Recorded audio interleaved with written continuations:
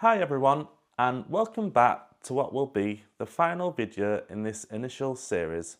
I'm a 40-year-old dad of 3 on the long wait for an autism assessment, and over these videos I've shared the traits that have led me here.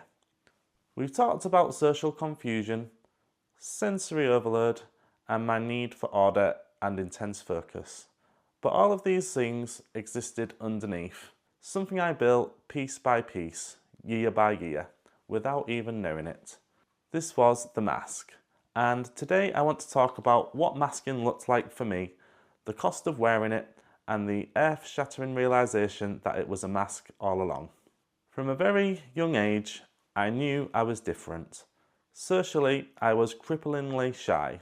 At 18, I discovered the single most effective tool for my mask, alcohol. It wasn't just for fun, it was an essential social lubricant.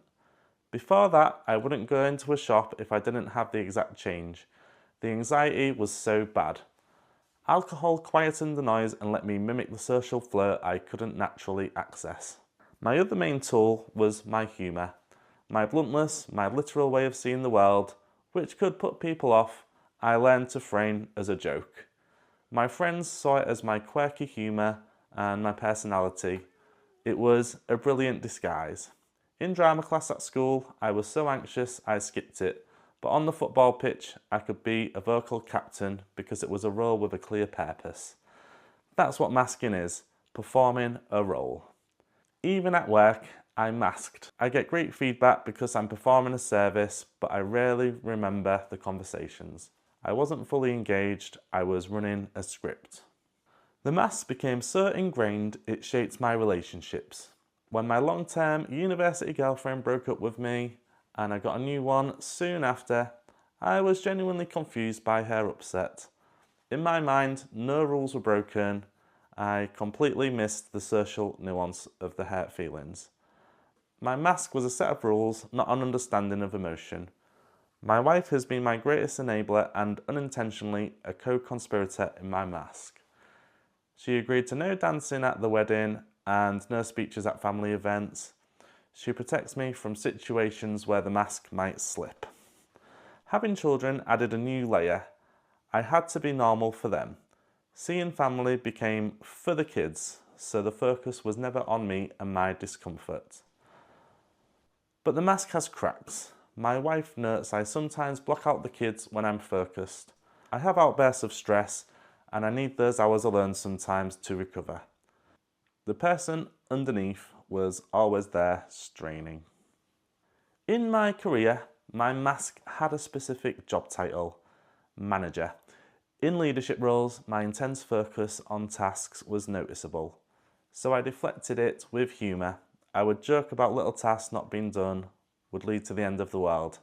I hid the real autistic need for order and perfection. When I wasn't in charge, the mask fractured. I'd get confused by feedback and clash with managers over rule breaking and feel victimised because I couldn't understand their perspective. I asked for written instructions because the spoken, nuanced ones didn't stick. Walking out from a job a couple of years ago wasn't just stress, it was the mask failing catastrophically under pressure I couldn't process. The real overwhelmed me came out. I started to gravitate towards colleagues who were openly autistic. For the first time, socialising has felt easier. The jokes made sense. The need to have an activity to socialise wasn't weird, it was shared. Then I started researching and it was like a dam breaking. Every video, every article, every personal story was a mirror. The social confusion, the sensory issues, the rigidity, the intense interests, it wasn't a random collection of flaws, it was a coherent pattern. It was autism. That feeling of everything finally making sense was overwhelming. I've been addicted to learning about it ever since, and when I mentioned it to a few old friends, some said, yeah, I've wondered about that myself too. We found each other masked all along. So, what now? That's the big question. Unmasking, it's a scary world. This mask kept me employed, helped me build a family, made me seem functional. but the cost is immense. It's exhausting. It's the reason I need to recover for hours. It's the source of meltdowns, the real me screaming to get out. It's the root of confusion because I was trying to follow a script I couldn't quite read. A diagnosis for me is the official permission slip to start carefully taking the mask off. To say to my wife and kids, this is why I am the way I am, and to explain to an employer, this is how I work best. To understand myself, this is why I feel so drained. It's not about becoming a different person, it's about meeting the person who's been there all along. The one who thinks in scattergun patterns and rearranges them logically. The one who feels the world intensely, and the one who loves with a fierce, if sometimes confused, loyalty. So this series was my first step in unmasking. Saying these things out loud to you has been part of the process. For 40 years, I saw myself as a collection of failures. Too shy, too blunt, too rigid, too obsessive, and too sensitive. And now I see a neurodivergent brain that was trying to survive in a world it wasn't built for. The relief is indescribable.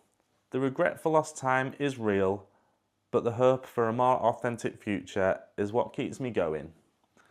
This might be the end of this introductory series, but it's not the end of the journey. The assessment wait continues for me, and with it, time for more learning. Thank you for being part of this. To everyone who has commented and shared their stories, you've helped me more than you know. If you're on a similar path, know that you are not alone, and understanding yourself is the bravest thing you can do. This is Sam, beginning to unmask. Thanks for watching.